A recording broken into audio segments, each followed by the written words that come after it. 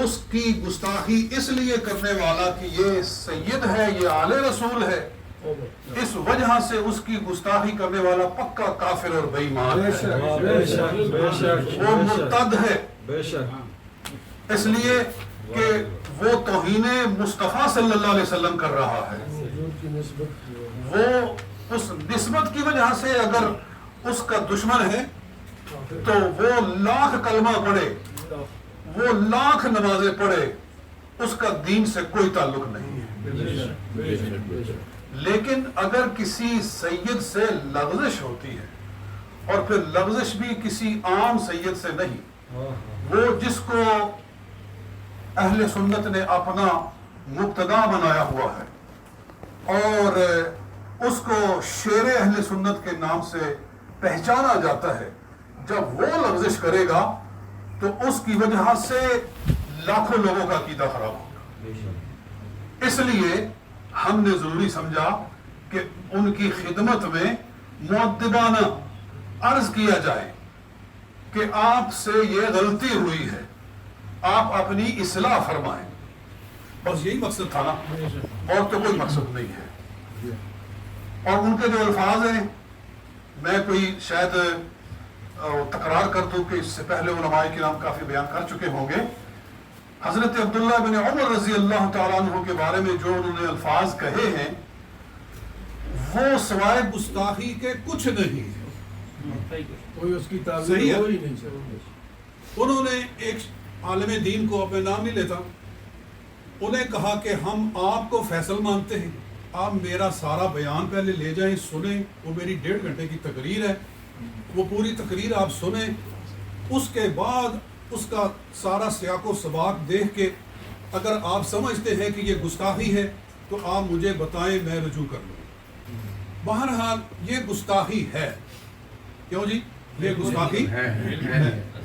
ایک بیٹا اگر اپنے باپ سے کہے کہ تو خامخواہی بول رہا ہے، تجھ سے کسی نے پوچھا ہے؟ بیٹا اپنے باپ سے کہے تو بولیے یہ گستاخی ہوگی کہ نہیں؟ ایک شاگرد اپنے استاد سے کہے کہ تو خامخواہی بول رہا ہے، تجھ سے کسی نے پوچھا ہے؟ میں کہتا ہوں تو خود ہی بول رہا ہے، تو یہ گستاخی ہے کہ نہیں؟ مرید کو کیا کہتے ہیں؟ مرید پیر سے کہے، کوئی چھوٹا بڑے سے کہے، تم سے پوچھا کس نے؟ تم سے کس نے پوچھا ہے؟ یہ ٹانٹنگ مینر ہو، تھوڑا گستاخی کا صحیح، کا مینر ہاں، چینگا لگا کے بات چگے لگا کے، لگا تو یہ گستاخی بنتی ہے کہ نہیں؟ بنتی ہے۔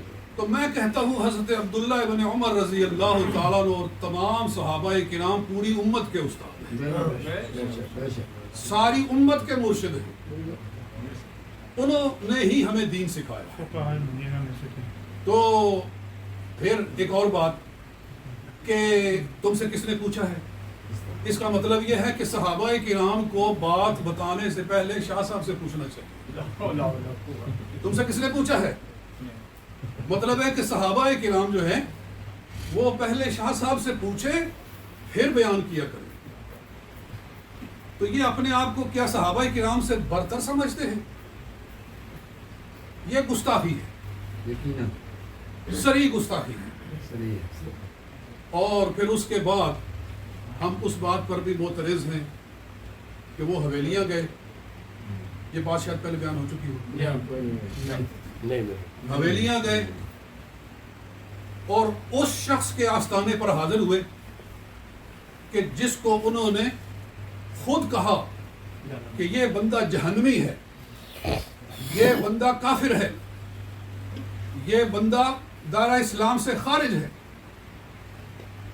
اس کے پھر آستانے پر گئے اور آستانے پہ جا کے دعا کیا کر رہے ہیں، یہ ساری ویڈیوز موجود ہیں کہ اللہ اس آستانے کا فیض قیامت تک اور قیامت کے بعد بھی جاری رکھے۔ جی، تو ایک جہنمی کا فیض قیامت تک جاری رہنا چاہیے، ایک کافر کا فیض قیامت تک جاری رہنا چاہیے۔ ہم اس بات پر شاہ صاحب سے کہنا چاہتے ہیں کہ وہ وہاں جانے پر تمام اہل سنت و جماعت سے معذرت کریں، اگر نہیں کرتے تو پھر اس پر جو شرع فیصلہ کرے گی وہ سب کو ماننا پڑے گا۔ پھر فیروز شاہ کو ملنے کے لیے گئے ہیں، فیروز شاہ جس کی ٹانگیں قبر میں چلی گئی، اتنا بوڑھا ہو چکا ہے. ہم کسی کی ذاتیات پہ کوئی اٹیک نہیں کر رہے، مقصد یہ ہے کہ اس عمر میں آ کے بندے کو ہدایت مل جانی چاہیے. لیکن اس کی تقریر موجود ہے کہ وہ کہتا ہے کہ ہر صحابی کا کوئی جنتی ہونا ضروری ہے. حضرت صدیق اکبر رضی اللہ تعالیٰ عنہ نے جن مانعین زکوٰۃ سے جہاد کیا تھا وہ بھی تو صحابہ ہی تھے. جی وہ مانعین زکوٰۃ سارے صحابہ تھے. جی جس کا یہ بیانیہ ہو، جس کا یہ نظریہ ہو، شاہ صاحب وہاں جائیں اور اس طرح جھک کے ادب و احترام کے ساتھ ملاقات کریں، اس کی صدارت میں تقریر کرے، اس کی صدارت میں تقریر تو اندازہ کریں پھر کیا شاہ صاحب سے پوچھنا ہمارا حق بنتا ہے کہ نہیں؟ کہ رسول اللہ صلی اللہ علیہ وسلم کا ارشاد ہے من وقر صاحب بدعۃ فقد اعان علی ہدم الاسلام. یہ شعب الایمان کے اندر یہ حدیث موجود ہے. میں تو اس کا پورا حوالہ لکھ کے یہ میرے پاس پڑا ہوا ہے. تو یہ سوال ہم نے شاہ صاحب سے کرنے. اور پھر ایک اور آخری بات کر کے میں بات کو ختم کرتا ہوں کہ شاہ صاحب نے جس شخص کو اپنا سپوکس مین بنایا ہوا ہے، جس آدمی کو اپنا مترجم بنایا ہوا ہے، اپنا ترجمان بنایا ہوا ہے، وہ ہے مفتی چمن زمان. جی مفتی چمن زمان آج کل شاہ صاحب کا مترجم ہے. جی خلیفہ بھی، اس کو خلافت بھی دے دی ہے، اور خلافت بھی ایسے انداز میں دی ہے کہ سب سادات کھڑے ہو جاؤ اور سارے اس میں شامل ہو جاؤ. مطلب ہے کہ ایک نہیں سارے سادات مل کے اس کو یہ اعزاز دے دو. تو اس کے خیالات کیا ہیں، یہ میں اس کی کتاب لے کر آیا ہوں. یہ میرے پاس پہنچی ہے، جدید نعرے.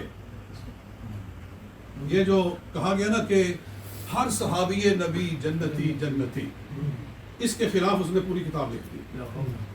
جی میں اس کا صرف آخری پیج آپ کے سامنے پڑھ دیتا ہوں. آخری پیج سارا نہیں، چند الفاظ. لیکن جنتی کہنے کے معاملے میں، یہ آخری پیج ہے، 70 صفحہ، آخری بات.